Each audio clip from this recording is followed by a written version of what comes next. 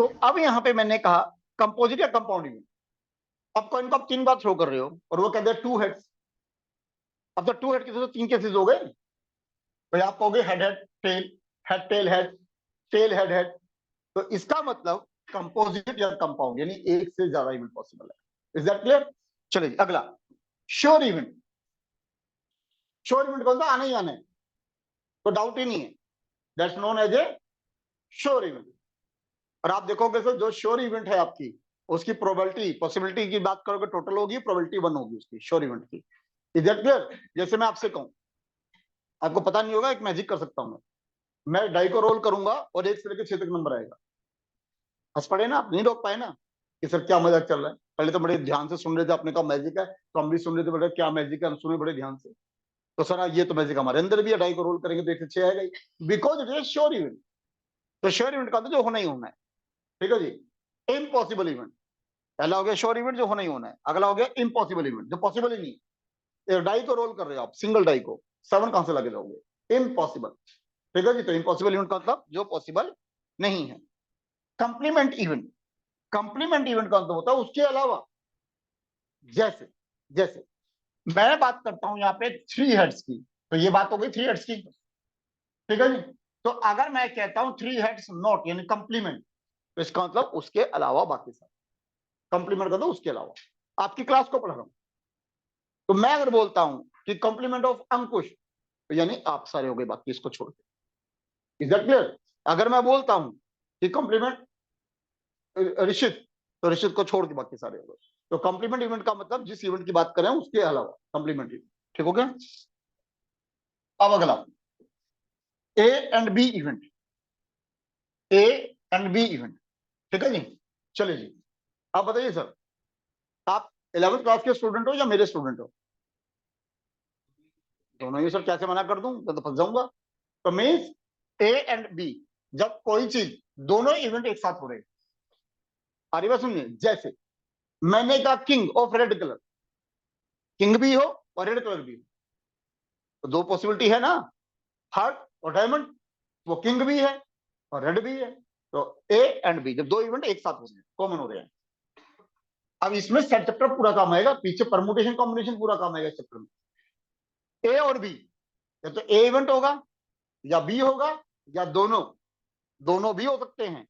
ए और B union. And किसको represent कर रहा है? इंटरसेक्शन, सेट में पढ़ चुके हो आप। और किसको रिप्रेजेंट करता है? यूनियन को। ठीक।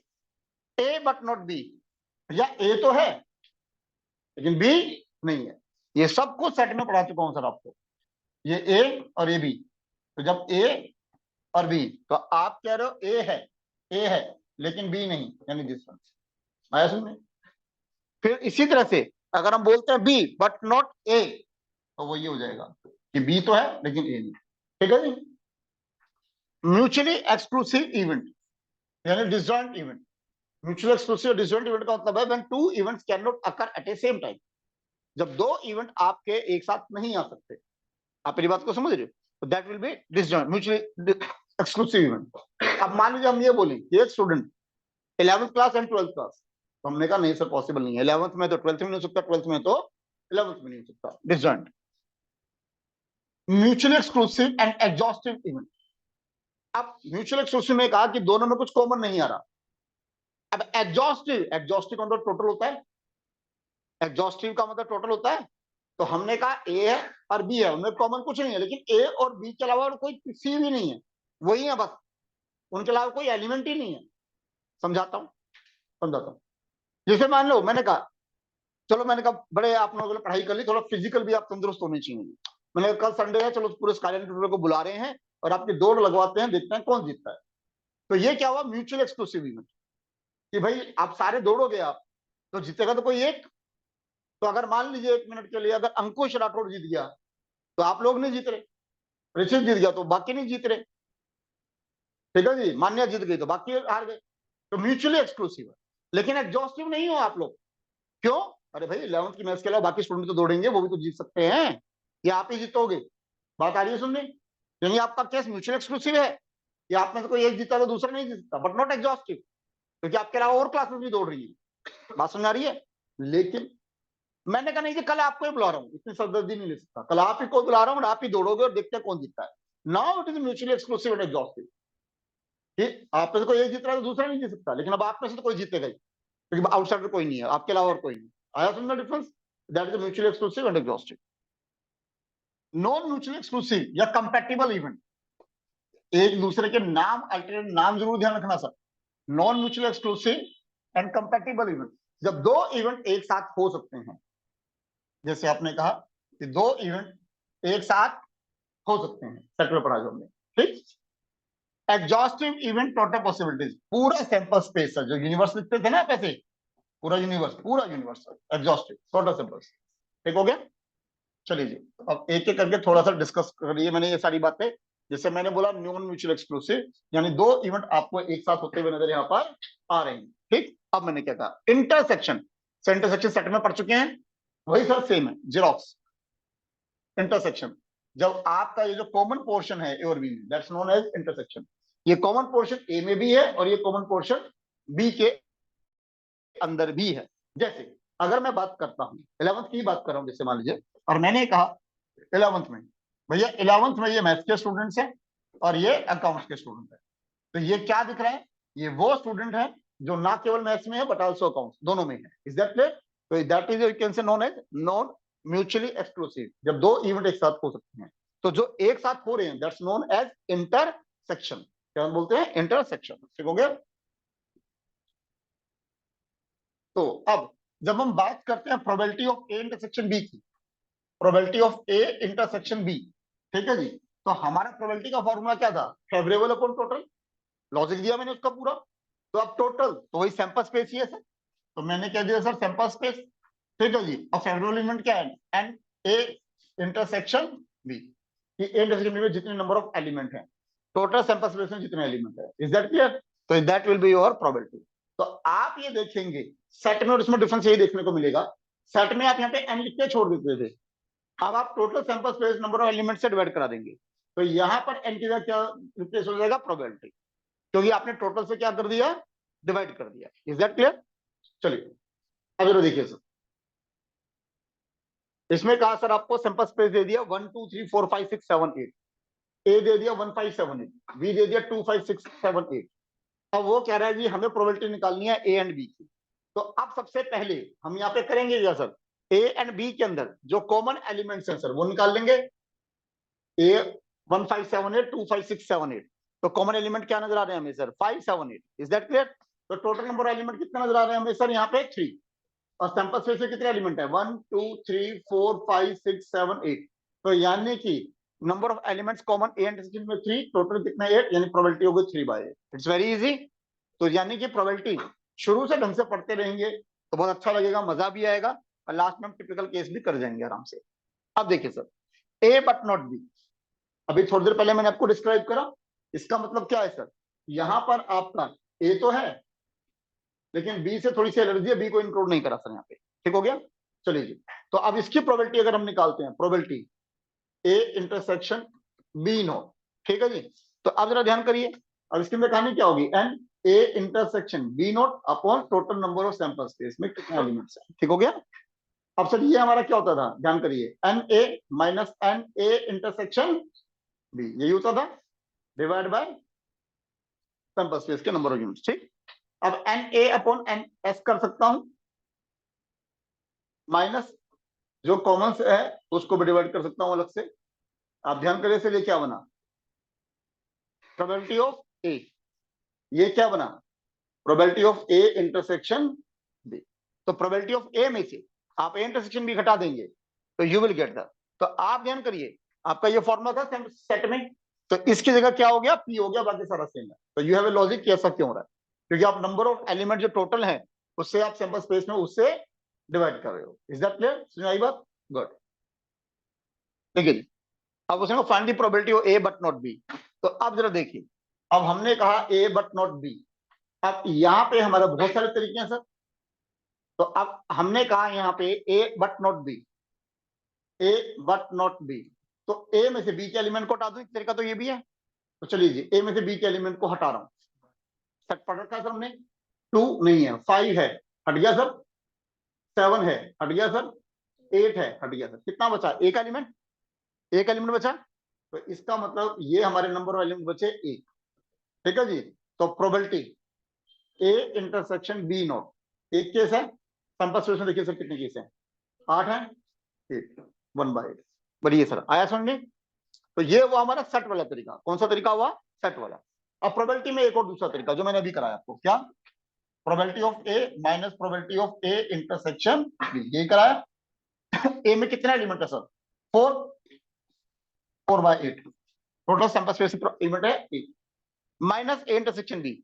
ए और बी में कॉमन कितने एलिमेंट है सर? ए और बी में कॉमन एलिमेंट देखिए कितने हैं? 5 है, 7 है और 8 है। 3/8, 1/8 आ गया सर सेम। तो मैं इतने सालों से यही बात बोल रहा हूं कि लॉजिक पे ध्यान दीजिए।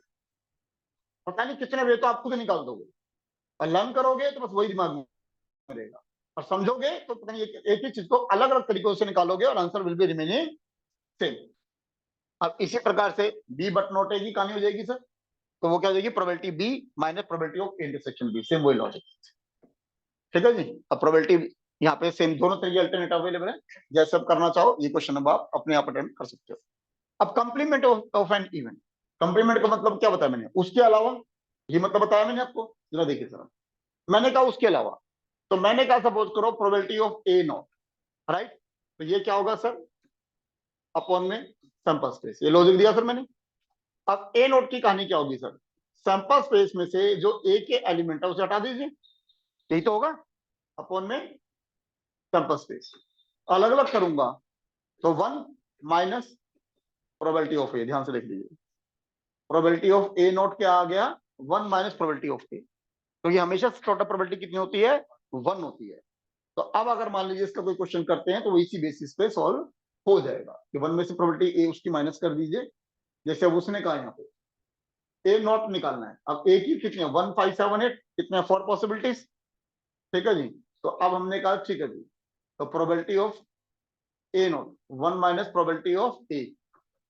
तो 1 माइनस कितना है? 4। सैंपल स्पेस में कितना एलिमेंट है? 8 है, तो हाफ हो गया। 1 minus half, answer equals to half. आ गया सुनने? क्लियर है? चलिए अगला आता है यूनियन। सर यूनियन का मतलब क्या है? अब हम कहते हैं trade union, labour union, medical association union. Union का मतलब क्या है? इकट्ठा होना। यूनियन का मतलब क्या? स्ट्रेंथ, इकट्ठा होना, राइट? तो यूनियन का मतलब ये होगा कि अगर ये ए है और ये बी है, और मान लीजिए मैंने कहा ये आपका यहाँ पे यूनिवर्स या सैंपल स्पेस है, तो अगर ए यूनियन बी की बात कर रहे हैं तो भैया ए और बी दोनों इकट्ठे हो गए। बात समझ आ रही है?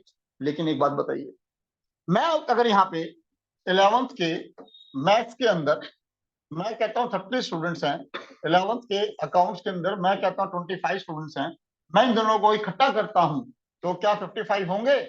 नहीं। क्यों नहीं होंगे? भाई जो दोनों में है, मैथ्स में भी और अकाउंट्स में भी है, वो 2 बार कैसे आएगा? वो तो एक ही बार आएगा। तो इसलिए मुझे यहाँ पे माइनस करना पड़ेगा 11th मैथ्स और अकाउंट्स में जो इंटरसेक्शन है वो मुझे एक बार माइनस करना पड़ेगा। तो अगर मैं ये कहता हूं कि 20 दोनों में कॉमन है, तो भाई 35 ही आ पाएंगे, इसका मतलब। Is that clear? Is that clear? चीजों को समझिए, खाली पढ़ने से कुछ नहीं होगा जब तक आप उसे समझ नहीं गए। ठीक? तो आप देखिए ए यूनियन बी जब आप कर रहे थे, तो अब हम इसमें क्या करते थे? सेट के अंदर हम ये बोलते थे ना, N A N B and A intersection B, यही करते थे। लॉजिक यही था ए यूनियन बी का। तो जब आप प्रोबेबिलिटी निकालोगे यूनियन बी की, तो अब N A union B upon N S, अब इसका फॉर्मूला लग गया सर। तो जब आप अलग अलग डिवाइड कराओगे, N A upon N S, N B upon N S, N A intersection B upon N S, कर दिया सर डिवीजन। तो रिजल्ट क्या हुआ सर? ये निकला आपका प्रोबेबिलिटी ऑफ ए, ये क्या निकला आपका? Probability of B minus probability of A intersection B. मतलब सारी कहानी सेट वाली वही रहेगी, सिर्फ फर्क क्या पड़ जाएगा? एन की जगह प्रोबेबिलिटी आ जाएगी, और लॉजिक आपके सामने है। अब प्रोबेबिलिटी हमें उसने कहा प्रोबेबिलिटी निकाली है ए और बी, तो ए और बी का तो ए यूनियन बी है। तो चॉइस ही चॉइस है, जैसे हमारा मन कर जाए, जिस तरह करेंगे सब तरीके से निकल जाएगा। तो देखिए फ्रेंड्स, तो मैंने कहा सर अल्टरनेटिव अल्टरनेट है हमारे पास, ए यूनियन बी। पहला अल्टरनेट सर, मैंने कहा जी ए और बी के एलिमेंट को इकट्ठा कर दिया सर, ए और बी के एलिमेंट को इकट्ठा कर दिया। 1 5 7 8 सर, 1 5 7 8, अब क्या नहीं आया इसमें, 2 5 6 7 8 सर, 2 5 पहले 6 7 8 पहले आ चुके हैं सर। ठीक हो गया सर, इकट्ठे हो गए ए यूनियन बी। चलिए अब देखिए नंबर ऑफ एलिमेंट कितने हैं सर, 1 2 3 4 5 6 एलिमेंट हो गए। कैंपस में नंबर एलिमेंट कितने हैं सर, 8। प्रोबेबिलिटी क्या होगी, 6/8 यानी कि 3/6। Is that clear? पहला अल्टरनेट। दूसरा alternate, P A plus P B minus P intersection B. A में कितने एलिमेंट है सर, 4/8। बी में कितने एलिमेंट है सर, 5/8। कॉमन कितने हैं सर इसके अंदर, 3/4। आ गया सर सेम, आ गया सर सेम। और ध्यान करिए सर, तीसरा तो जबरदस्ती डाल रखा मैंने, नहीं तो पहले कहा था मैंने ये वाला ए जिसमें बी नहीं है, फिर मैंने कहा बी जिसमें ए नहीं है, और ए इंटरसेक्शन बी। तो ये वो कर रखा है कि ए इंटरसेक्शन बी नॉट, ये वाला हिस्सा हो गया, ए नॉट इंटरसेक्शन बी, ये वाला हिस्सा हो गया, ए इंटरसेक्शन बी है। सब तरीके से आंसर सेम आएगा। तो मैंने कहा मेंटल लेवल, अपने नॉलेज का जो लेवल है सर उसको बढ़ाइए सर, तो हर तरीके से आपका answer will be remaining same. चलिए जी, अब यूनियन की बात हम कर रहे हैं सर तीन के अंदर, कि अगर तीन वो हो तो यूनियन की कहानी किस प्रकार से निकलेगी सर। ठीक है जी, तो प्रोबेबिलिटी निकालनी है सर। तो सर कुछ नहीं है यूनियन के अंदर, अब जब सबको इकट्ठा करोगे तो ये सारा एरिया आएगा सर, सारा एरिया आएगा। चलिए तो जरा ध्यान करिए, प्रोबेबिलिटी, अगर मैं प्रोबेबिलिटी की बात कर रहा हूँ ए यूनियन बी की, probability A union B union C, तो मैंने कहा sir that will be N A union B union C upon में जो भी सैंपल स्पेस में नंबर ऑफ एलिमेंट्स है, ये हो गया सर। तो अब जरा ध्यान करिए सर, सेट में कर चुके हैं सर हम ये। तो हमने कहा सर एन ए, ध्यान करिए ब्लैक सर्कल जो है ये पूरा एरिया है। फिर मैंने कहा एन बी, जो इस रेड सर्कल में है सर ये सारा एरिया है। फिर हमने कहा एन सी, तो ये आपको जो ब्लू में सर्कल में दिख रहा है वो सारा आ गया। अगर मान लीजिए 1 मिनट के लिए यहाँ पे मैं कुछ नाम रख देता हूँ, 1 मिनट के लिए सपोज करो, अगर मैं ये कह देता हूँ ये ए है, ये बी है, ये सी है, और ये डी है, अगर मैं ऐसे नाम रख देता हूँ तो समझाना ज्यादा आसान हो जाएगा, समझिए मेरी बात को। N A N B N सी,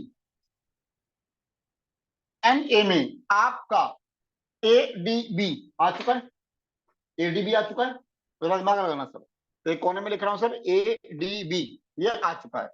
फिर एन बी आपने लिया, एन बी आपने लिया, तो आपका ए डी सी आ गया, ए डी सी, मतलब उसके अलावा जो आ रहा है वो तो आ रहा है, ए डी सी आ रहा है आपका। ठीक है, फिर जब आपने सी लिया तो आपका आ रहा है बी डी और सी। बताइए सर बात सही कह रहा हूँ, तो सही कह रहा हूं? तो अब जरा ध्यान करिए, अब मैंने यहां पे माइनस कर दिया ए इंटरसेक्शन बी। तो जरा ध्यान दीजिए ए और बी में कॉमन क्या है, ए और बी में ए और डी, तो इन सब में ए और डी हटा दो। ठीक है जी, ये लीजिए ए और डी हटा दिए, बाकी सब हैं अभी भी। ठीक है, फिर मैंने हटा दिया बी और सी, बी इंटरसेक्शन सी। तो बी और सी में जरा ध्यान दीजिए सर, बी और सी में ए डी सी, तो ए डी सी हटा दू सर। ठीक है जी, मैंने क्या बोला है, बी और सी ना, sorry sorry B D C, ठीक हो गया, बी डी सी, तो बी डी सी हटा दो सर। चलो जी हटा दिए सर, बी डी सी तो है, सॉरी सॉरी बी और डी और सी है सिर्फ, डी और सी, डी और सी, चलिए डी और सी हटा, डी और सी हटा दिया। ठीक हो गया सर, ठीक है जी, बाकी बचा हुआ है। अब मैंने यहाँ पे आगे,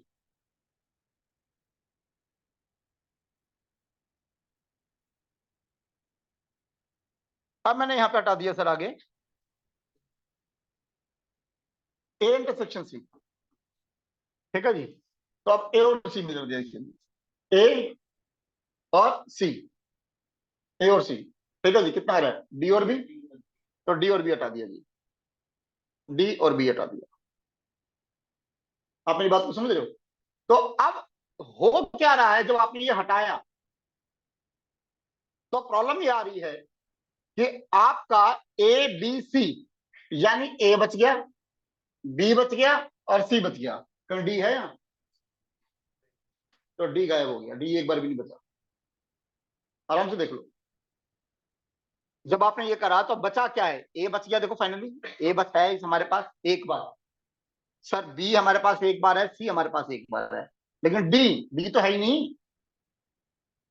इज दैट क्लियर? तो इसलिए एक बार डी को ऐड करना पड़ेगा, और डी क्या है सर यहाँ पे, plus N A intersection B intersection सी।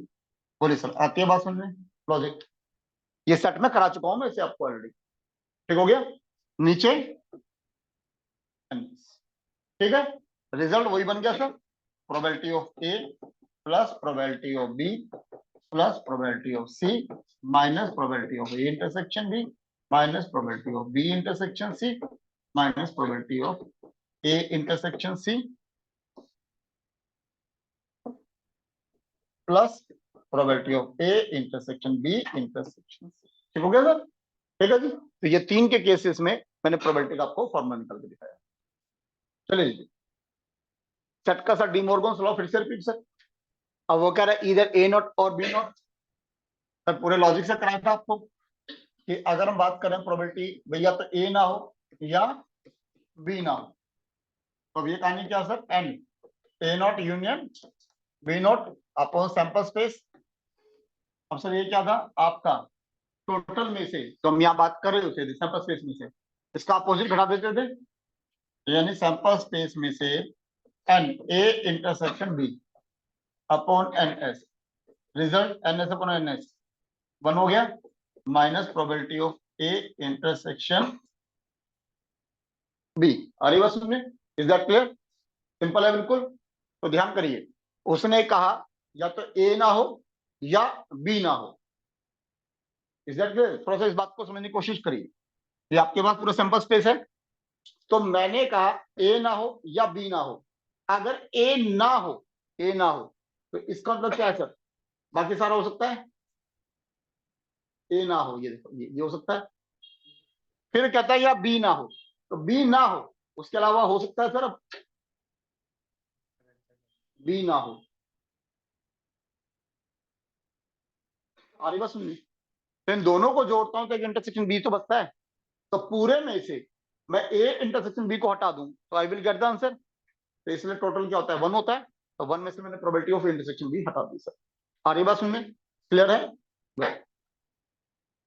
अब फर्क समझिए sir, neither A nor be. अब कह रहा भाई ए भी नहीं होना चाहिए बी भी नहीं होना चाहिए, दोनों से समस्या है। Very simple sir, neither A nor be, भाई इन दोनों के अलावा कुछ भी हो, इन दोनों में से कुछ नहीं होना चाहिए, दोनों ही पका हुआ है।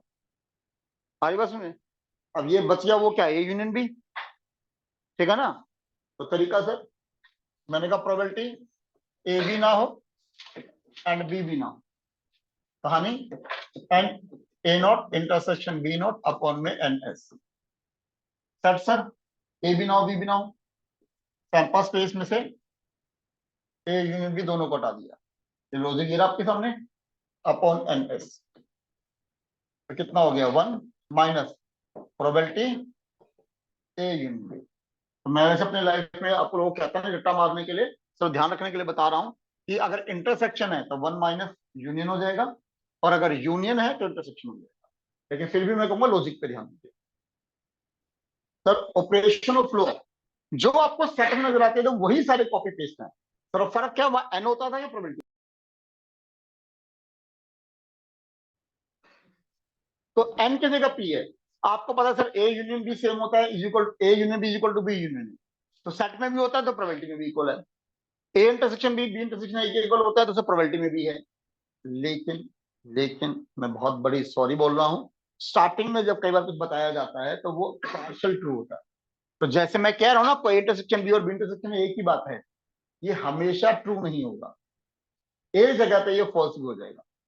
अगर ए और बी आपस में इंडिपेंडेंट इवेंट ना होकर डिपेंडेंट इवेंट होंगे तो फर्क आ जाएगा, वो जब आऊंगा तब बात करूंगा, लेकिन कहने को एक बार कह देते हैं। ठीक है जी? चलिए जी, एसोसिएटिव लॉ सर, वही जो सेट में लगता था वही प्रोबेबिलिटी में नजर आएगा। डिस्ट्रीब्यूटिव लॉ सर, वही सेम जो सेट में लगता था वही आपको सेम प्रोबेबिलिटी में देखने को मिलेगा। हाँ जी सर। अब आगे चल रहे हैं sir, mutual exclusive event, disjoint event, incompatible event. एक ही मतलब है कि जब दो इवेंट एक साथ नहीं हो सकते। अब उसके में जरा बात करें सर, हमने कहा probability A intersection B sir zero, क्योंकि ए बी में कोई कॉमन नहीं होगा। तो जब आप any intersection B upon N S बोलेंगे तो इसके में कोई कॉमन नहीं है, that will be zero element divide by N S, that will be zero. Is that clear? तो इसका मतलब यहाँ पर ये हुआ कि आपका अगर डिसजॉइंट है, म्यूचुअल एक्सक्लूसिव है, तो प्रोबेबिलिटी ऑफ इंटरसेक्शन भी क्या होगी हमारी, 0 होगी। अब आता है फिर अगला प्रोबेबिलिटी ए यूनियन बी। तो जो प्रोबेबिलिटी हमारी ए यूनियन बी जो होती थी हमारी, A union B, that is the P A plus P B minus probability of intersection B. But now as P A intersection B is 0, तो result that now probability of A plus probability of B यही रह जाएगी, because that will B 0 अगर mutual exclusive होंगे। अगला काम, अगर हमने कहा probability A intersection B no, हम कह रहे हैं प्रोबेबिलिटी ऑफ ए जो बी ना हो। अरे भाई जब ए हो रहा है तो बी है ही नहीं इसमें, तो वो अब आपकी प्रोबेबिलिटी ऑफ ए ही होगी, क्योंकि जो आप माइनस करते थे प्रोबेबिलिटी ऑफ इंटरसेक्शन बी, वो क्या हो जाएगा, 0। इसी प्रकार से अगर हम कहते हैं probability of B when A not possible, ठीक है जी, तो again digital probability B, because भाई कॉमन तो कुछ है ही नहीं। Is that clear? तो that is the case of mutually exclusive यानी डिसजॉइंट यानी इनकम्पैटिबल। अगला कंसेप्ट है हमारा odds in favour and odds in against. Odds in favour and odds in against. तो जरा देखिए सर, मैंने एग्जांपल दिया सर, अगर हम डाई को रोल कर रहे हैं, तो डाई को रोल कर रहे हैं तो 1 2 3 4 5 और 6 ये पॉसिबिलिटी है sir. Is that clear? Is that clear? और अगर मान लीजिए ये कह दिया जाए कि संजीव बंसल यानी कि मैं 1 2 3 4 आएगा तो मैं जीत जाऊंगा जी। और मैंने कह दिया मान लीजिए यू 5 और 6 आएगा तो आप जीत जाओगे। ये दोनों को मैंने सेम पार्शलिटी नहीं करना चाह रहा हूँ एक्चुअली में, 3 3 भी रख सकता था, लेकिन उसे समझा नहीं पाता आपको, इसलिए 4 रखेगा। अच्छा घूर रहे हो कि 4 आपको फेवर में क्यों नहीं दिए, कोई बात नहीं ना, क्या हो गया ऐसे। चलिए जी, तो 1 2 3 4 मेरे पास है तो मैं जीत जाऊंगा, और 5 6 आए तो आप जीत जाओगे। तो अगर मैं कहता हूं odds in favour of Sanjeev Bansal, ध्यान से सुनिए, odds in favour of Sanjeev Bansal, मेरे फेवर में अगर मैं बात करता हूं, तो मेरे फेवर में कितने हैं सर, 4, और अगेंस्ट में कितने हैं, 2। बताइए बात समझ आती है? तो ये हुआ फेवर संजीव बंसल। लेकिन अगर मैं कह देता हूं अगेंस्ट ऑफ संजीव बंसल, तो अब अगेंस्ट ऊपर आ जाएगा और फेवरेबल नीचे चला जाएगा। बताइए सर, समझाई बात? अगर मैं आपके बारे में बात करता हूं और मैं कहता हूं फेवरेबल, आपकी बात कर रहा हूं, तो अब आपका फेवरेबल ऊपर चला जाएगा और आपके अगेंस्ट नीचे चला जाएगा। तो अगर मान लीजिए ओड्स इन फेवरेबल की बात है, तो फेवरेबल ऊपर अगेंस्ट नीचे, अगर ओड्स अगेंस्ट की बात चल रही है तो अगेंस्ट ऊपर और फेवरेबल नीचे। ठीक है जी, it is not the total probability, mind it, it is not the total probability. अब देखिए प्रोबेबिलिटी में ये कहानी कैसे काम है ये समझा रहा हूं। उसने कहा odds in favour of consider as 3:8। इसका मतलब क्या है सर, फेवर में 3 है, अगेंस्ट में 8 है, और वो कह रहा है find the probability of against. Against की प्रोबेबिलिटी निकालनी है, तो सब प्रोबेबिलिटी जो अगेंस्ट में निकालनी है, तो यहाँ पे ऊपर क्या चाहिए, अगेंस्ट, अपॉन में नीचे टोटल। ये है ना फॉर्मूला, कि जो आपको रिक्वायर्ड है वो ऊपर और नीचे टोटल। तो अगेंस्ट के एलिमेंट कितने हैं सर, 8, और टोटल कितने हुए, 11। कि भाई जो टोटल एलिमेंट होंगे वो फेवरेबल प्लस अगेंस्ट ही तो होंगे। सारी बात सुनने, तो प्रोबेबिलिटी इज 8/11। तो सर 1 1 मार्क में ये क्वेश्चन आ रहे होंगे, ये ध्यान रख के चलना।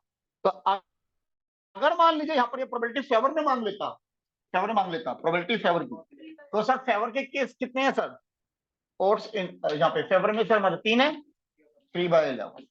तो 1 1 मार्क में सर ये क्वेश्चन आ रहे हो। तो यहाँ तक कंप्लीट करिए, नेक्स्ट क्लास में इससे आगे चलेंगे।